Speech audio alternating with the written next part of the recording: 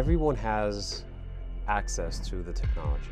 In my industry, intraoral scanners, photography, milling machines, 3D printing machines, we all have access to that.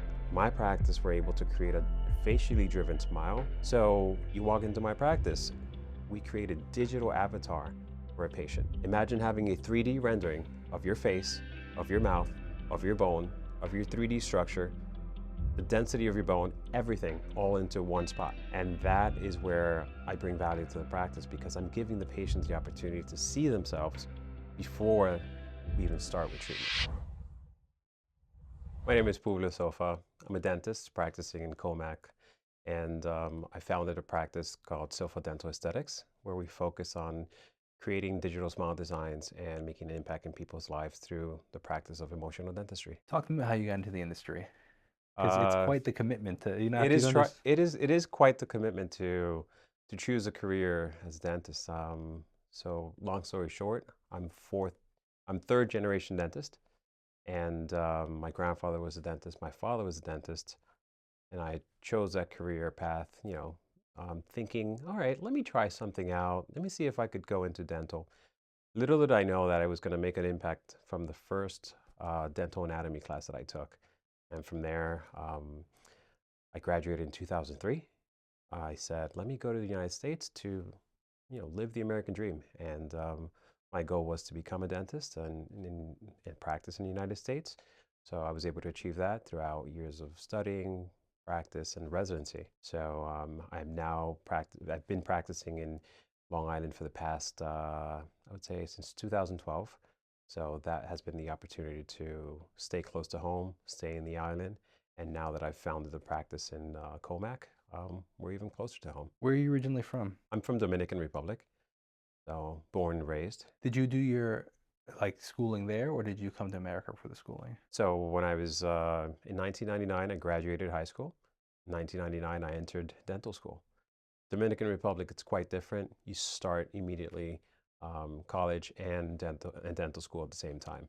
So it's 4 years of intense studying from 8 a.m. to 8 p.m. So you're there every day. Now, what does it look like when you come to America? Do you have to do a whole new schooling, or does that transfer over? So the process, there's so many routes to achieve relicensing.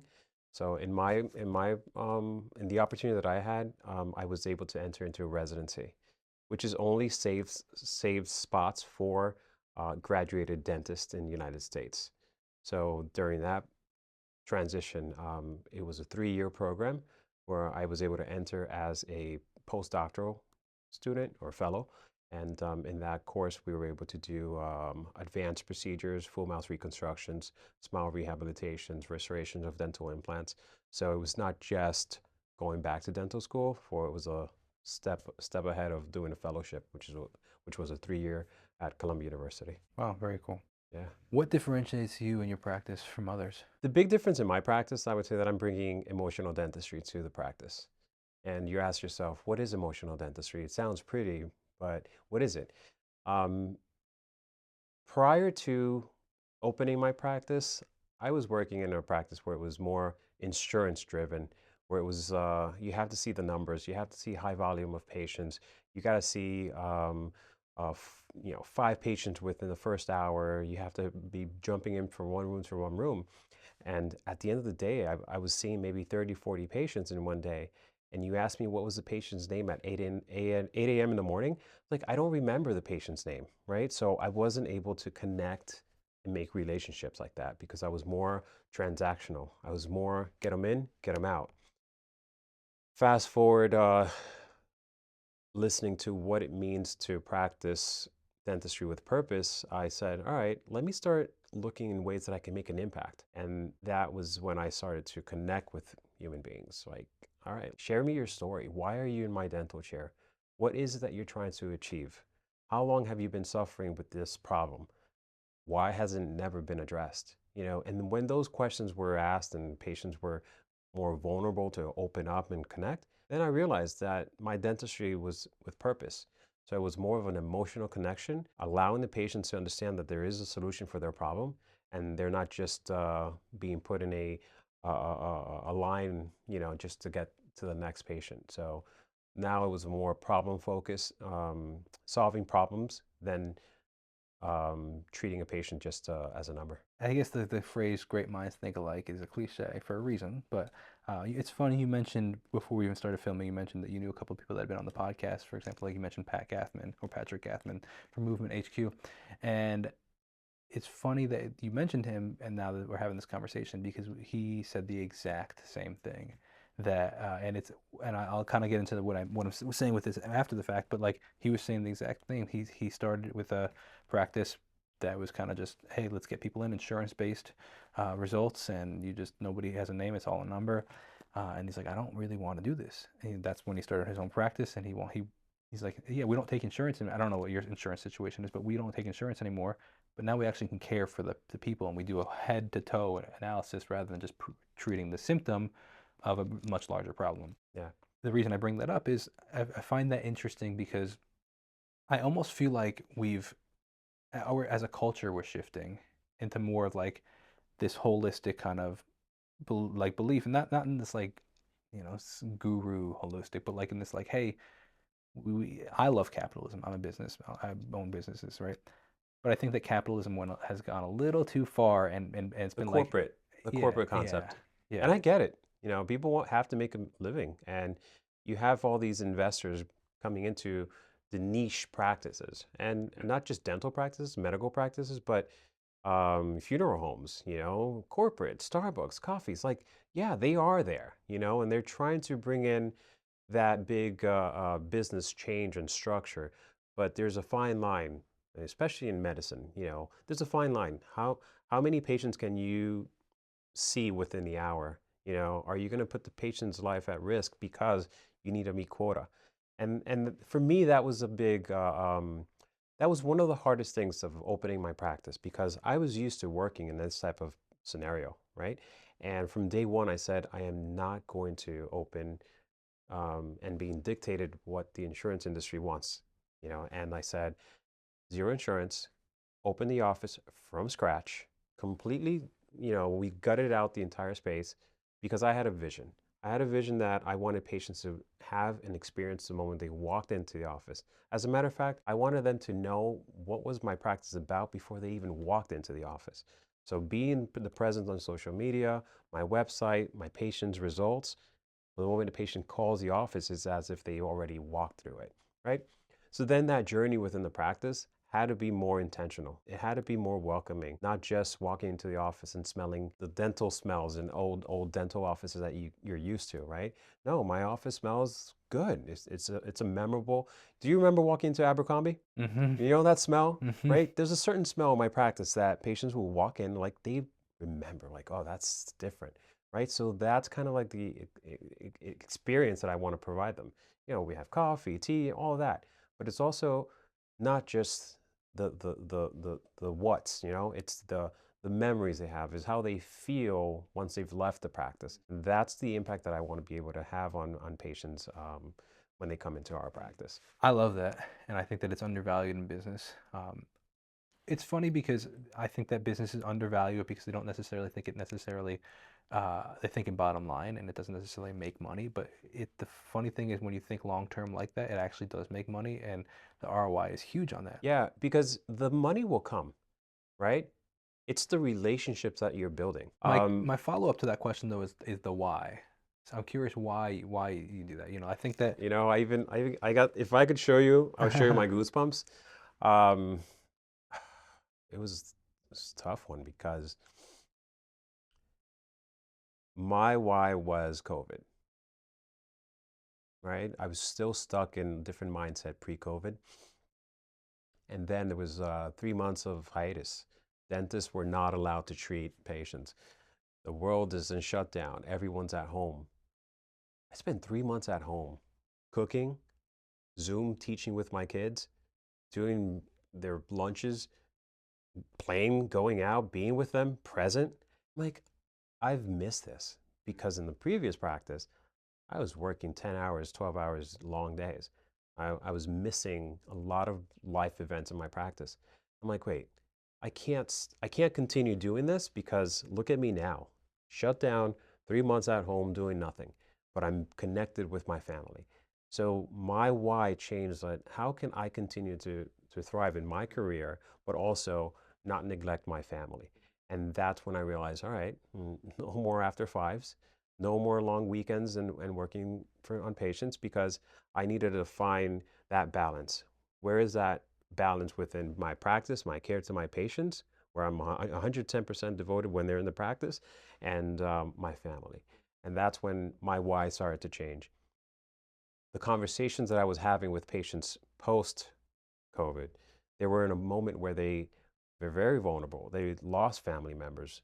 They neglected their health. They neglected their overall health, not just dental. So it was like a domino effect of all these realizations, not just from me, but also patients. Patients now value their health more, their smile more. I, how many times were you on Zoom during COVID?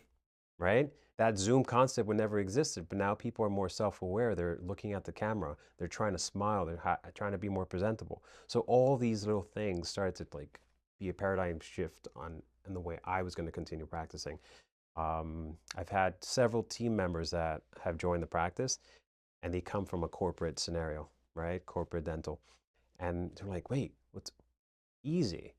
You're here because there is purpose. You're here to make an impact on a patient's life. You're here to make an impact on your team member's life. The way you mentor, the way you practice, the way you coach them, the way you connect and speak to patients, you have the opportunity to sit down and do that." Yeah. So that was, COVID was the biggest paradigm shift. Yeah. And even to some degree, the why of you with your family, you mentioned like that your family was a big driving factor. The slowing down to some degree and being able to spend more time. That why sounds like it translates also to your patients of slowing down with the Oh patients yeah. and connecting a little bit more with the patients and being more involved with the patient rather than just churning them out. Yep. That's the stories that I'm able to share with them. You know, the impact that we have just walking down the hallway in the office, right? You know, they come in and hug me and kiss me. I'm like, I just met you last week, and you're hugging me and kissing me, and grateful for everything that we're doing. Like that means a lot. You know, it's not just So it's really about making an impact in people's lives for you then. yeah, making a relationship. You know, um, I don't see as dentistry as my way of making money and alone. You know, it's just, yes, it's a business because as a dentist, we have to open our own practices and it becomes a business, right? Family business now. My daughter wants to go to dental school. But again, I know that I'm making an impact and a relationship with each patient that Yeah. walks into the office.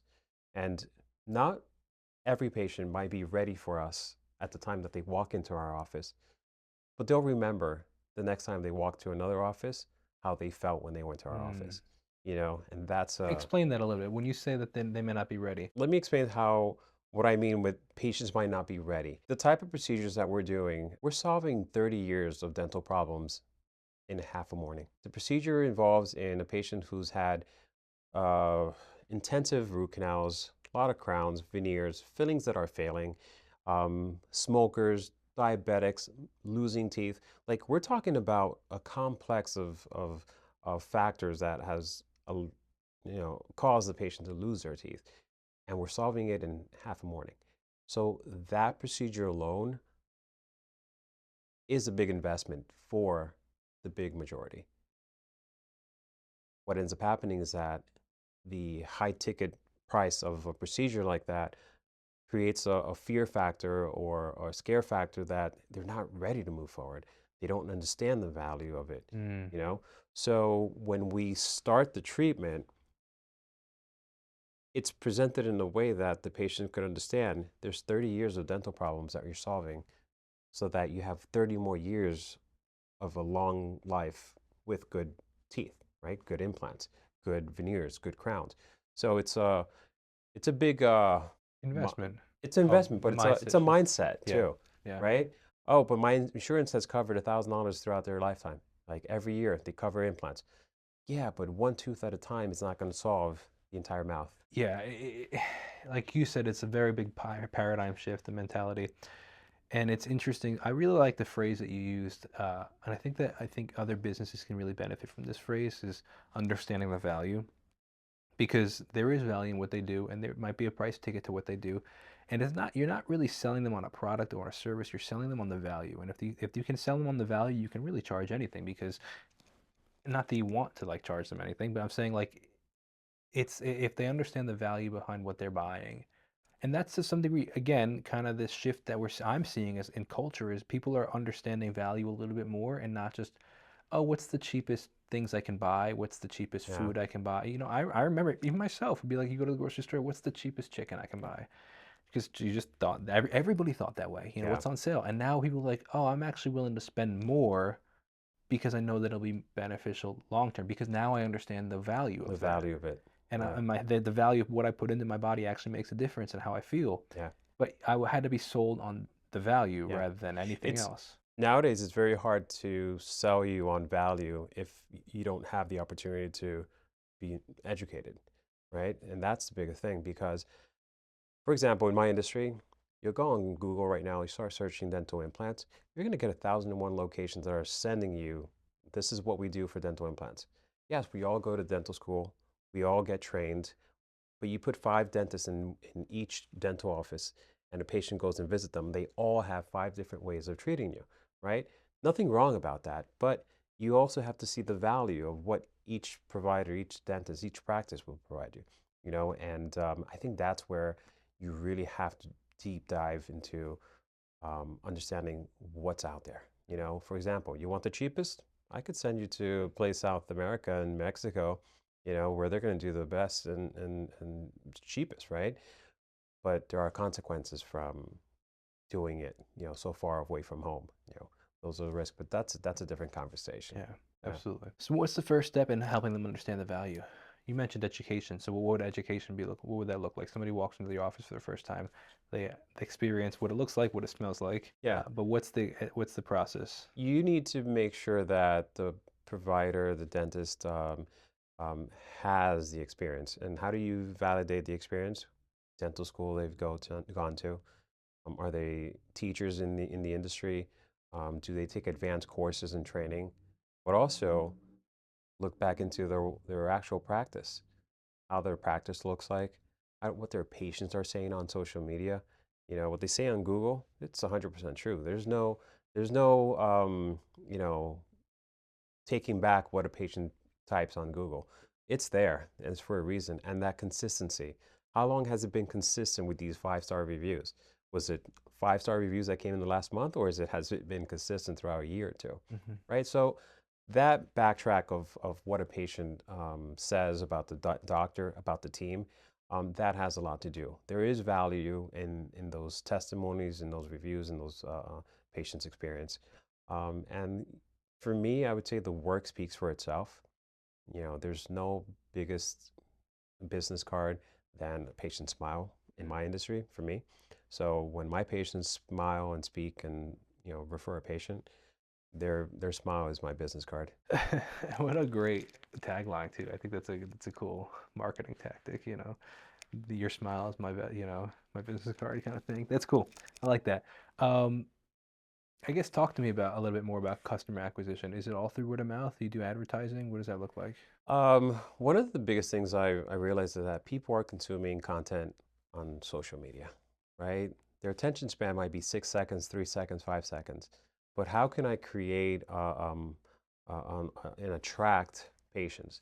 And I realized that by stories, I was able to connect with patients, and those stories led to the pictures, and those pictures led to the inquiry of them coming into Google and searching me. Oh, I found you on Google. But they went through a rabbit hole of questions and answers that they answered themselves as they continued to see more of my information online.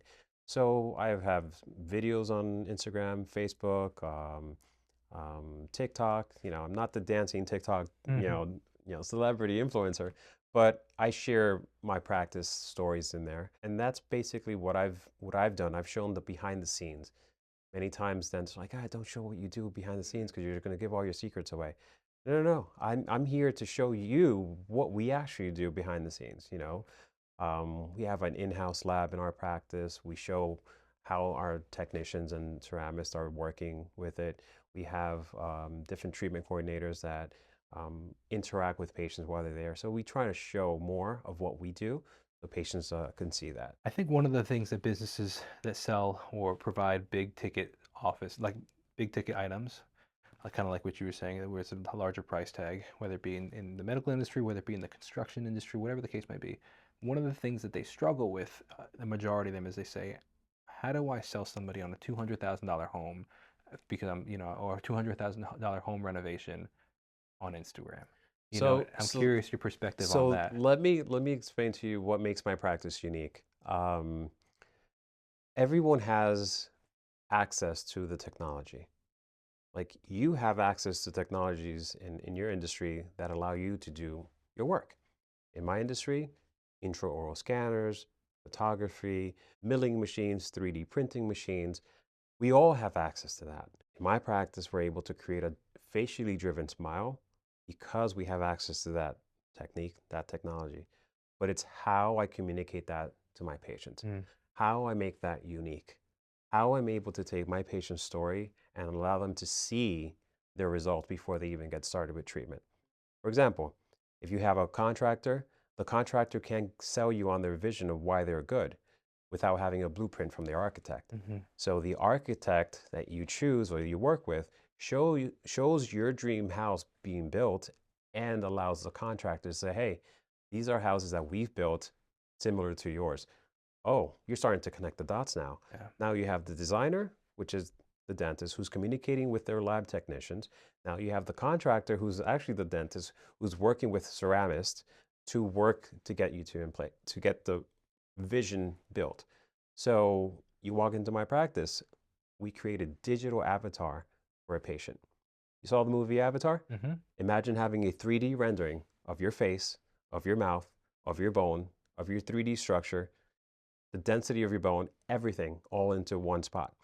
Now I'm able to communicate with my ceramists and my technicians at different locations in the world. I have ceramists in Brazil. I have team members in Spain. So we're able to connect Wow. at any time of the day because a digital avatar exists. And that is where I bring value to the practice because I'm giving the patients the opportunity to see themselves before we even start with treatment. So if I'm understanding you correctly, you're saying that what part of the reason you're able to market to these people without that is you show them a bit more of the final product before they even see get involved with it, which is something that's harder to do with a lot of these large ticket items. Yeah. Yeah, so what could for in businesses they essentially ask themselves what could they be doing to show that what the customer will be getting in the end or the patient will be getting in the end. Yeah. Yeah, very interesting. I take it a step above. We're able to create a mock-up for our patients.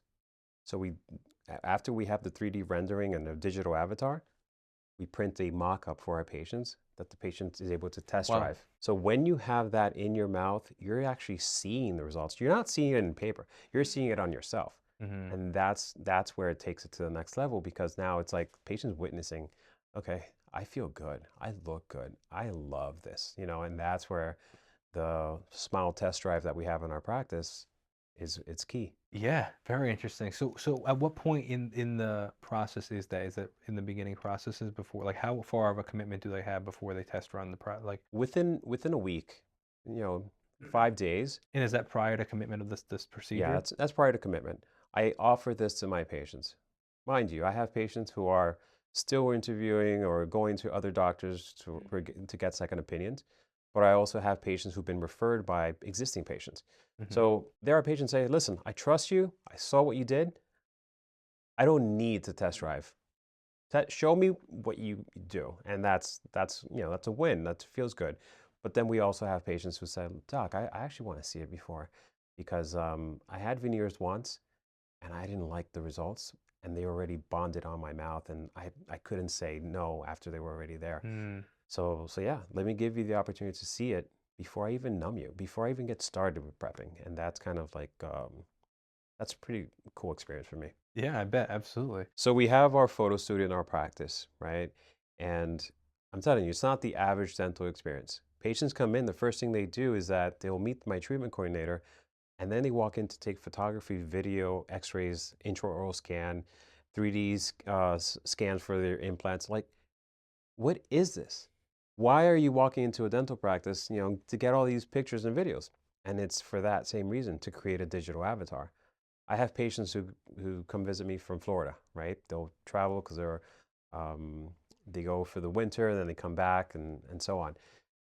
Patients come to our practice, let's say on a Monday, they become a digital avatar, and by Thursday, Friday, they're already all set. They have their teeth, they have their implants, they have everything in place because they go through the journey of taking the pictures, taking the video, taking the CT scan, and having the consult with us. By the time they leave that day, they don't have to come back to the office to get molding or get the goop in their mouth. Like they are ready to go. Wow. And that's what makes us unique. Yeah, absolutely. The expedition of process. Yep. Talk to me about best practices. I think that there's a lot of myth and a lot of false information, just general dental hygiene. I'm curious on your opinion on that. Uh, you know, what can I say about it? This is the debate. There's always something about, my gums are bleeding. Is it because I'm using the bad toothpaste or a hard toothbrush? What is it? It's a combination of both. Hmm. It's the mechanical removal of a professional cleaning, right? You need to go in every 6 months. X-rays need to happen at least every year. All right, Patients, so then talk to me a little bit more about the importance of going to the dentist because I think a lot of people, and then I want to segue into the fear of the dentist, why that's the thing, yeah. like why people are so afraid. But I think so many people undervalue going to the doctor, period, but then even more so Yeah. the dentist. So don't get me wrong. There's fear about going to the dentist, right? But the most important thing is that just because you're not in pain doesn't mean there is not a dental problem, right? Sometimes there's in between your teeth, there's buildup, there's plaque, there's decay happening. By the time you get the pain, might be too late. Mm.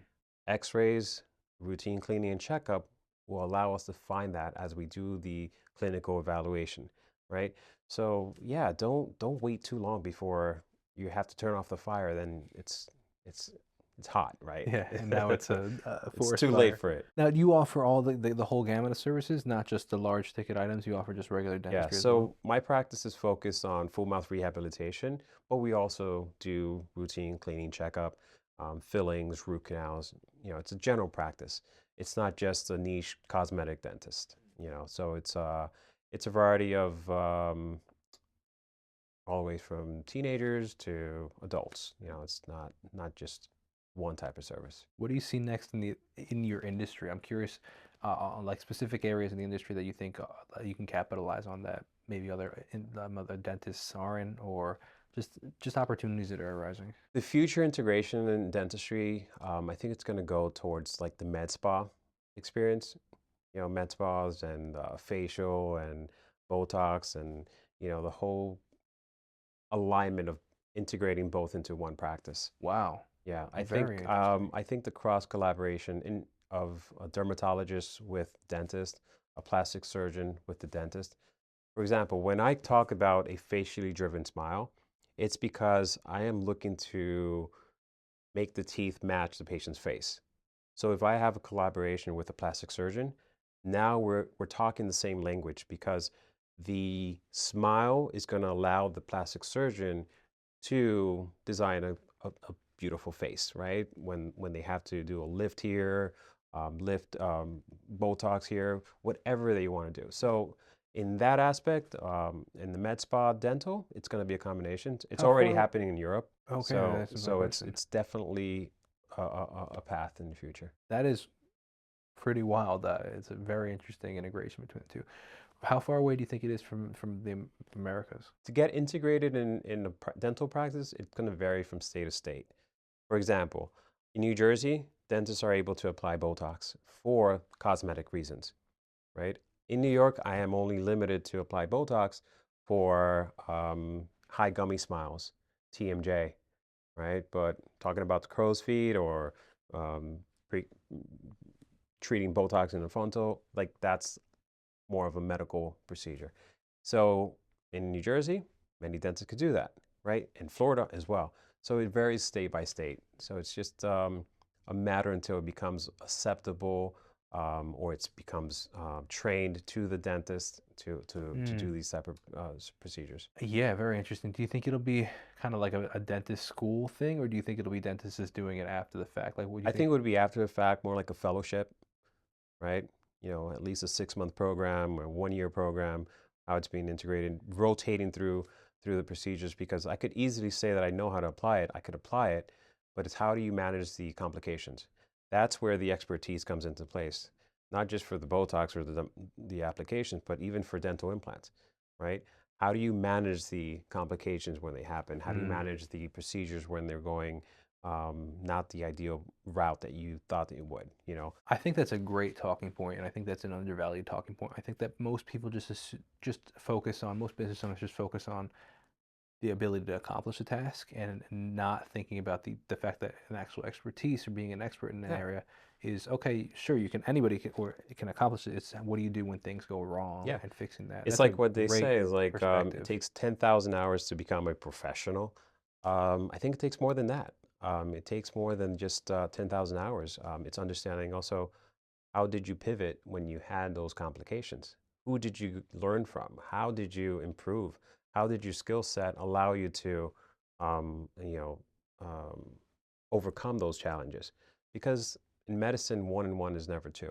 It's 3, it's 4.5, and we have to accept the reality that complications are there, and revisions do happen, So that's where you say, just because you're marketing and promoting your business as such doesn't say that complications won't happen. Yeah, things do happen in the industry, and that's where the professional and comes into Yeah, place. and that's where you differentiate yourself as like for the expertise versus the non-expert. Very, very interesting. That's an interesting point.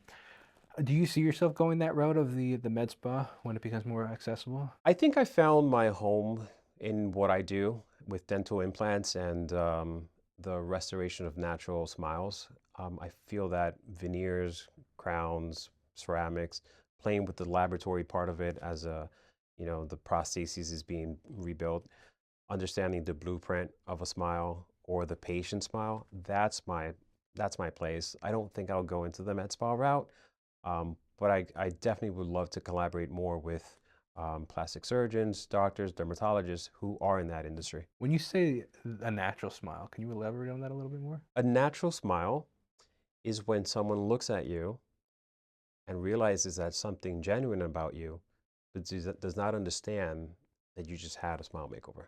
Mm.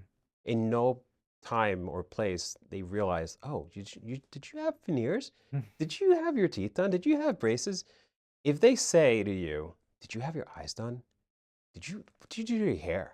Like that is the biggest compliment that I could receive.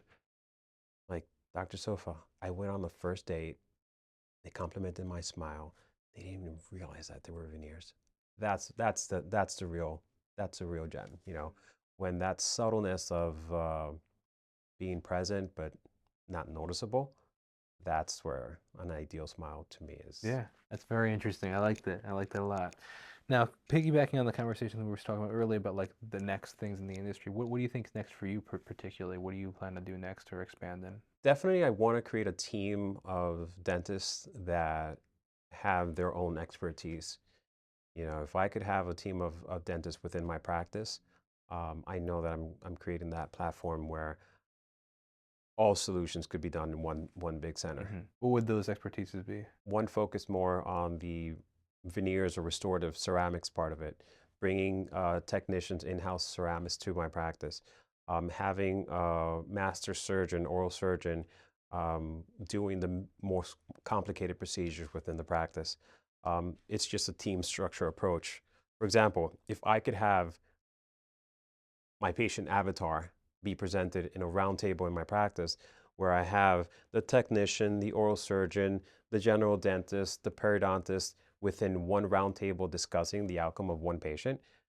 That's the dream, right? Yeah. So that's one aspect, and education. I do see myself inspiring younger doctors, young individuals to learn more. So teaching my trades, teaching what I've learned with my um, practices. That's definitely what I'd like to do in the future. Very cool. Yeah. When did you move into your new office? When did you build your new office? So my new office we started building in 2023, and 2023 around June.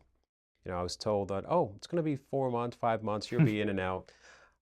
If you all know the town of Huntington or the town of Smithtown. Smithtown, they all have rules to follow, and one promise could be the next day and then the other, but things delayed. It took me 9 months, to build the practice. So by the beginning of the year March 2024, we opened our practice. We had like 25 patients ready to get started before we Oh, even cool. opened, all because of our social presence, Mm. patients that followed me from my previous practice, and continued. So I would say we're now at a year and a half and open to practice. And Talk to me about the design of the new practice. Like it sounds like through conversation, everything you do is very intentional. You mentioned the scent of your practice, right? When people walk in, how did you design it? What were you thinking when you designed it? That it was so I had a practice prior to opening the location in Commack, where I started the vision in it. I created that practice and I learned from scratch because it was also a de novo practice, so from the ground up. Um, Before I started the ground up, I actually closed my eyes and envisioned, how do I want patients to find themselves through a journey within the practice? If you go to the lobby of my office, in the waiting area, there's like only 3 to 4 chairs. My goal was never to have anyone waiting in the lobby. Yeah, now we realize people come with their families, their loved ones, and they have to wait. Well, we don't want patients to wait in our office. So patients are always with one team member at all times as they go throughout the journey. That's why we had an intentional area where we have the photography, we have the consult room where we have our one-on-one with our treatment coordinators, we have the dental rooms that are mirror image to each other so that we know where all parts and instruments and tools go. So patients get to see our dental laboratory. So it's basically a straight line journey until the point where we have the way you and I are sitting right now. That's the style we have our consultations, and that's the style we present treatment.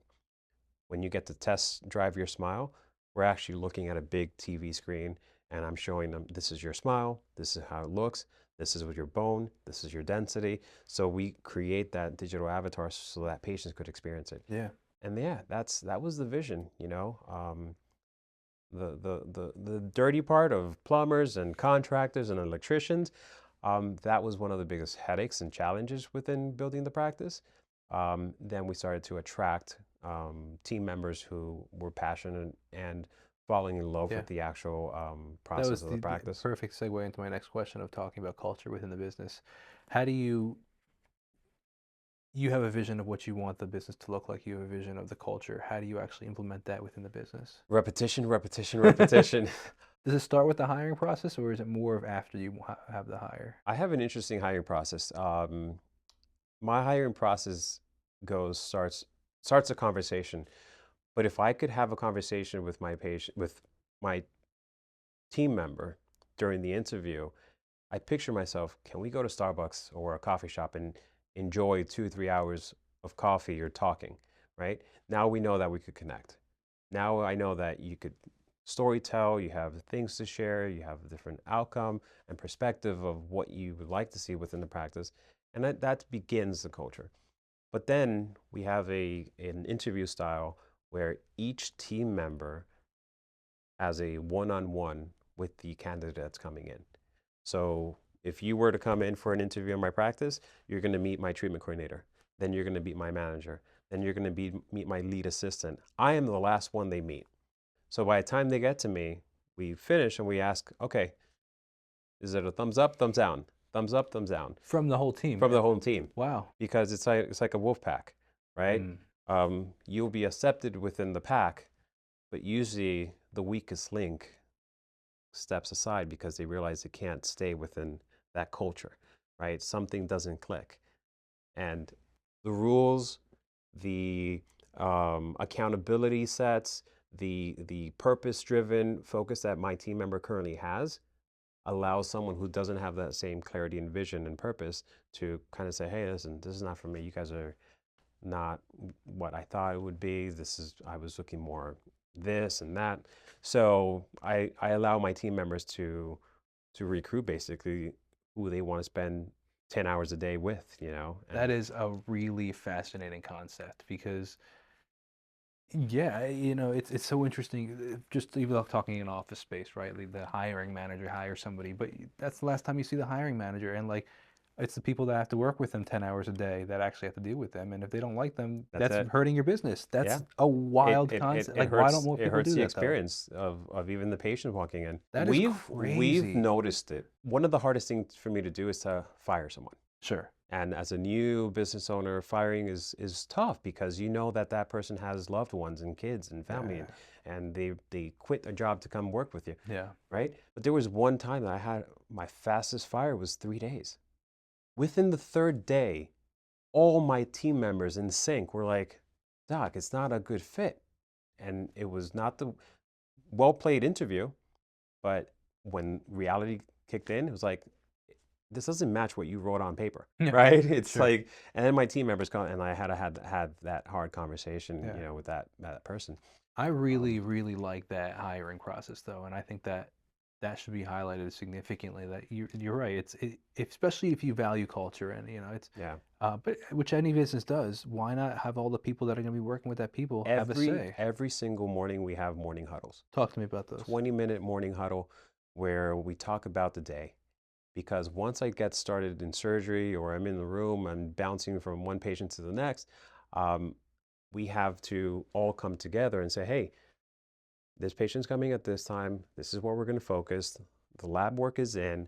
We're going to be focusing on this. We're actually, each team member is taking their role.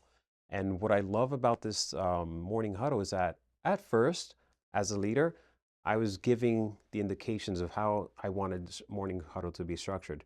Now my team members are running the meetings as we go. And that's where I realized, okay, we're onto the same pack. Now I could focus on something else because even if I'm not present, morning huddle will continue, culture will continue, people are there. Yeah, and delegation. Delegation. Absolutely. Um, Again, one of the biggest challenges for me running the practice was allowing other team members to make mistakes. Not errors or fatal errors, right? But mistakes. Yeah. Hey, what happened? Why did you make this mistake? Oh, I realized it was because I didn't pay attention to this detail, this detail, this detail. I try to take shortcuts. If I don't allow my other team members to make mistakes, they'll never grow. Mm. Dentists, I don't know if in your industry it's like that, but dentists are very micromanagers. Like we want to control everything. Mind you, we're controlling the patient's design, the teeth, the craft, the margins, the detail. We also try to do that in business. And the reality is that I would not be able to have the practice that we're running right now if I didn't have the team members in their roles the way they're running Yeah. it now. Yeah. So that was the biggest challenge for me, allowing myself to let go, to let other people um, run. Yeah, absolutely. One of the things that I value tremendously, and it's particularly the people that I work with and the editors that I have and stuff, and even in the hiring process, I say I tremendously value people taking initiative. But with them taking initiative, sometimes it doesn't work, you know, and having to accept that. But rather than reprimanding, hey, why did you do that? It's like, hey, I admire the fact, hey, that's not the right fit for what I'm trying to do, but I really admire the fact that you went outside of the box and tried Yeah, something new that you thought might have been a good addition. Because you know, then I shape it to the culture of, hey, I don't really like this because of this reason. It doesn't really fit the branding, but that sparks a new idea. You know what? Can you do this and this and this? And next time, just do that. And then they start to catch the vision of what you're doing. that's it. And but it's all but without the even taking initiative, there's no mistake, you know. And so there's a quote. Let's see if I can remember it. It's actually a Bible verse, and it blows my mind in business. It says, um, I think it says something along the lines of, there's a clean stable with no oxen, but it takes a strong bull to get work done. And it's like the concept of like, yeah, sure, you can have a clean stable, but without the help and without the work, or you can have something slightly messier and get much more done. Get much more done. And I don't said it, I didn't say it perfectly because it's more poetically written, but it's like this is such a great concept, Yeah, you know, and having to accept that. you could stay stagnant trying to always achieve perfection. Mm, You know, it's like, oh, I want the perfect smile, and And the reality is it's through the process and the journey of achieving perfection that you achieve excellence. And that's where I learned to realize, like, yeah, I want perfect smiles, but there's no perfect. Nothing in life is perfect, right? Mm-hmm. And coming to that realization is pretty key. Yeah, sobering. Yeah. And if you were to ask me, Dr. Silfa, what's your favorite treatment or outcome and design for the patients you've done? And my answer is going to be the same one, Tom Brady gave, the next one, Yeah, right? I love that. Because it's through the previous design or smile makeover achievement that I allow myself to get better, Yeah, right? So if I see what I did, like want to improve, I know like the next one will be yeah, better. absolutely. Last question I'll ask is what's one thing that you know now in your business that you wish you knew when you first started out? Like I said, if one thing that I wish I knew before that I know now is that you can't achieve success by yourself. It's a one-man band that doesn't exist. Mm-hmm. You need a team. You need collaborators. You need a pastor. You need a spiritual coach. You need a fitness coach. You need a mental coach. You need a physical therapist, right? You need a peace coach.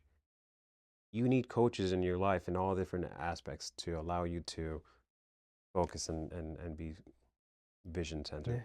be the best version of yourself. Yeah. Absolutely. Well, it's been an absolute pleasure hearing your story. My Thank you pleasure. so much for your Thank you. time. Thank you.